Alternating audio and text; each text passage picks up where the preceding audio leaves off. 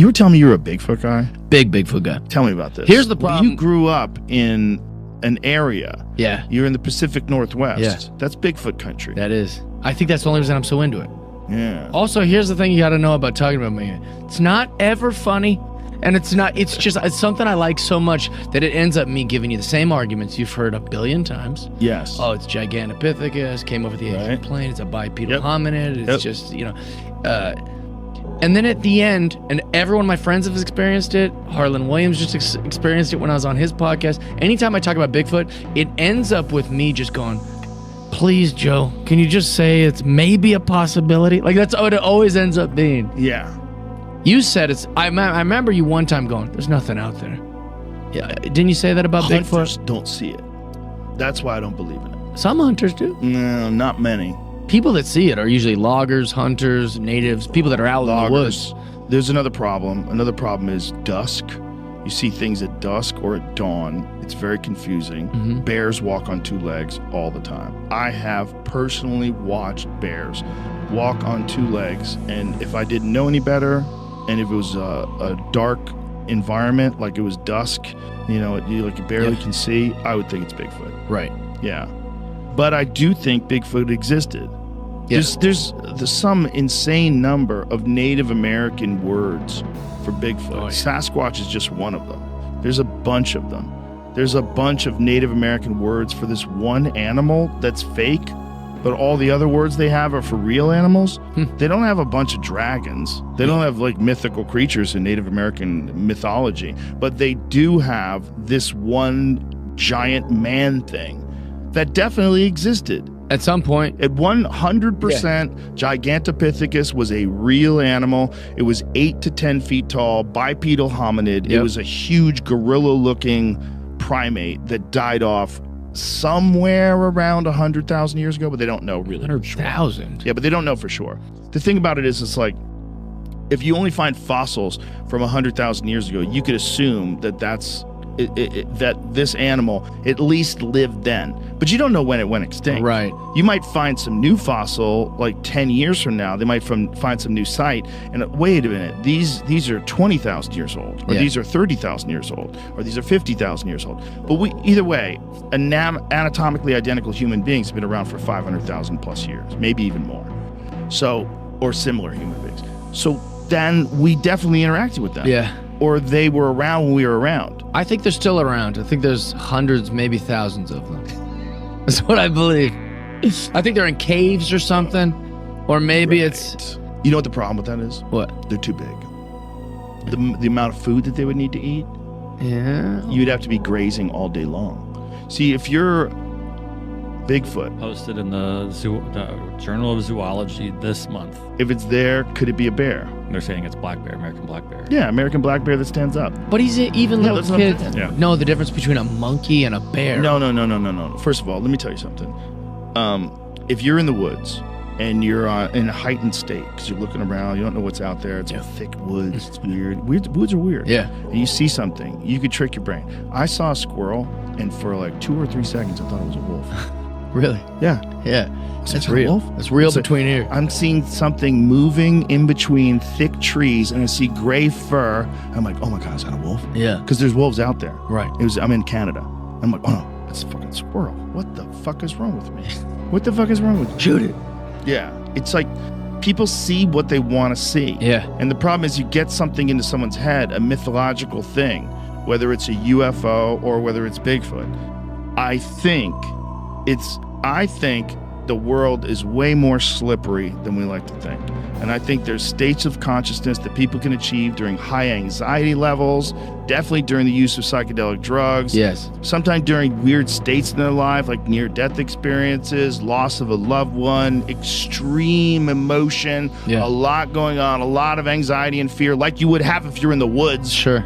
And then you see a light across the sky. It might have been just a meteorite. Right. But you're in the wrong headspace to see that meteorite. And you just freak. Yeah. And maybe for a brief moment, you can see something that's been there all along. You know how defeated I am right now. I just want you to tell me, like, dude, there's some crazy stuff out there. I've interviewed a lot of Bigfoot people. Yeah. I had one joke I used to do about Bigfoot. Here's what you don't find when you go looking for Bigfoot. Black people. You're more likely to find Bigfoot than you are black people looking for Bigfoot. They're not out there. It's a bunch of unfuckable white guys out camping. That's like that is the thing. It's a community of people that want to believe something that there's zero evidence for, and they're fucking locked in. Yeah, they're hitting a tree with a stick, going like, "We're gonna wait for a knockback," and it's different Bigfoot researchers hitting a different tree, talking back to them. Yeah, it's like if you go to public land elk hunting, there's a bunch of people elk calling. You think, "Oh, I heard an elk." It's a dude with a another guy. Elk, two men doing elk calls. Exactly, to each other. Across a ridge. That literally happens. I bet. It does, 100%. It's one of those things where I wish it was real. I wish too. If it was Bobcat Goldthwait believes. Yeah, he loves it. He's all in. Did you ever watch Willow Creek? I didn't piss me off because at the end it turns out to be, I'm going to spoil the Willow Creek, but at the end it's just a bunch of like hillbillies out there killing and blaming it on Bigfoot, basically. That's like the end is like which one are you talking about? You don't really. There's no big movie. I think that's what the end is. That like it's just some crazy people that live in the woods. It's not really a Bigfoot. Is that true? I think that's the end of Willow Creek. I don't remember how it ends. Because they kind of have this one kind of like Blair Witch like shot, and it's just a bunch of mountain people, which is the scariest thing you'll find in the woods. People. Well, that's that. People that want to be off that grid. People that documentary Sasquatch. Did you ever see that? It's like a documentary series. Yeah, and it turns out just to be the cartel. Yeah. Flame. Oh, not the cartel, but like weed people. Weed people killing other. Blaming it on a Bigfoot, framing it to look like a Bigfoot's out there. Yeah. Yeah, they killed somebody, and apparently when marijuana was, when they were growing it up there, these hippies started arming themselves. Yeah. And then they had rival gang wars with people that would come in and try to steal their crops. Sure. So they started shooting at each other, killing each other. Yeah. That's what that's all about. Or also like, some cute girl that's like, oh, I'm going to clip weed all summer and make $5,000 and hang out with other potheads who you don't realize how terrible that job is. Well, you're involved in missing. illegal business. Yeah. And the cartel's in that business. Like I had a friend who found a cartel grow operation on a ranch. Yeah, they were scary. He works on a ranch in California, and he was doing his thing out on the ranch, and he found some water piping, and he followed the water piping, and it was pretty considerable distance, and they found this grow op. So this guy had diverted water, or many guys. They didn't see the humans that did it. They took their shit, and then they never caught the guys, I don't think. But they would set up these camps in they would go to like national forests. Apparently it's big in Northern California, where they go deep in the woods. They backpack in, and then they have a massive grow op on public land. Yeah. And they just get it till the time it's ready to harvest, and then they get out of there. But if someone interrupts that, if they get in the middle of that, they'll kill them. Right. Like these are cartel guys. Yeah. So my friend John Norris, who's been on the podcast before, he was a game warden, and he found a creek that had been redirected, and he thought like maybe a farmer had did this. Like, what's going on? Maybe someone put an illegal dam on this. They follow it, and they find this crazy grow op with the cartel and guns, and so he winds up, instead of just being a game warden, now all of a sudden he's got a tactical team with attack dogs. Crazy. And they're running in fully armed with flak jackets on, having gunfights with the cartel in the woods over weed. Yeah. I will say that's like the most frustrating part about the Bigfoot subject is you got guys like who really I think an ape could, like a pod of apes could like live out here and this thing. And so you'll start to, guys like me will be like, yeah, this makes good sense. And then they'll get like a Native American to talk about it, and he'll be like, it's the magic man of the woods. And you're like, no. And they're like, he disappears. He flies. He can stop the rain. And you're like, that's just, gosh dang it. We were making real good ground here, making arguments for it to be an ape. I think the Native Americans are right. I think that's what it is. Some I think sort of paranormal woods thing? I do. Yeah. I think it's like, listen, let's imagine that states of consciousness can interface with other things that are around us all the time that we don't necessarily see. Now, we know that's true if you take psychedelics, and we know that psychedelics are produced in the brain. I can imagine a moment where you are in such a state that you could see something that you would not be able to see under normal conditions. It's not outside the realm of possibility. I'm not married to it, but it's not outside the realm of possibility. Now, if that is what we're seeing with UFOs, if what we're seeing is our future, if what we're seeing with those beings is the eventual shape that human beings will take as evolution progresses, we become these genderless little spindly things Big brains, with giant heads, flying spaceships with our minds. That kind of makes sense to me. If that makes sense, why wouldn't I be able to also see what we used to be, or what we could have been, or what other things used to live with us? And maybe it's almost like a ghost, almost like a memory that you can access of a different timeline, a different dimension where this thing does exist. And that's why it's so elusive and it comes and goes, because it's not a real material thing. It's a construct of the human psyche. But these people that are seeing it, like, they might even literally be seeing footprints. They might literally leave footprints. It might exist for brief moments. Makes it passing in and out of this dimension kind of thing? There's so many wacky stories about it. So then you have to apply the wacky stories to human psychology and say, okay, people are in a heightened state. They're in the woods. They're alone. They're nervous. There's cats out there and fucking bears. So you're kind of freaking out already. So you're in this like weird mind state already where it seems like more things are possible out there because there's no one to help you. Right. There's no city. There's no hospital. Can't call the cops on a Bigfoot. You got no fucking cell phone signal, and you're out there alone. Like, there's so many possibilities. It's terrifying. And that, to me, makes sense. Like, if there's a mindset that can be achieved, it's a mind state that be achieved where you interact with things that aren't there all the time, like UFOs. Right. That would be when it would happen. Right. Well, there's tons of like interesting stories that you'll just read about, like a thing just walking behind the tree, and it's not. But if it was a massive, 10-foot thing, you know, you'd probably be able to see it come out on the other side of that tree, and you see a lot of those kind of. Or I read a lot of those kind of stories, and I'm like, I don't know what the heck that. Yeah, it could be that, but it could also be black bears. It could be that you're just seeing things because they're freaking out. Yeah. Bears freak you out, man. You see a bear in the wild, it freaks you out. And if you see a bear in between trees, you can just convince yourself that it's something, and then your brain plays tricks on you. The memory is a slippery bitch. Yeah, I know. Especially under heightened circumstances like that, like in the woods. Your memory's weird. And it's more exciting to believe that it's real. So that's what you want to, you know, that's my biggest, I think what I'm holding on to so much is that, like, I think it's so boring if we just know all the stuff on our planet. I don't think we do. But that's my point. It's way more exciting to think, there's Bigfoots and there's... Yeah, pterodactyls is one of my favorites. Wolfman or Dogman or Mothman or any of these kind of like exciting things. I want to believe that. Well, you know about that Hobbit man that they found on that island of Flores? No. No? Hobbit man. Okay. Yeah, this is a good one for you.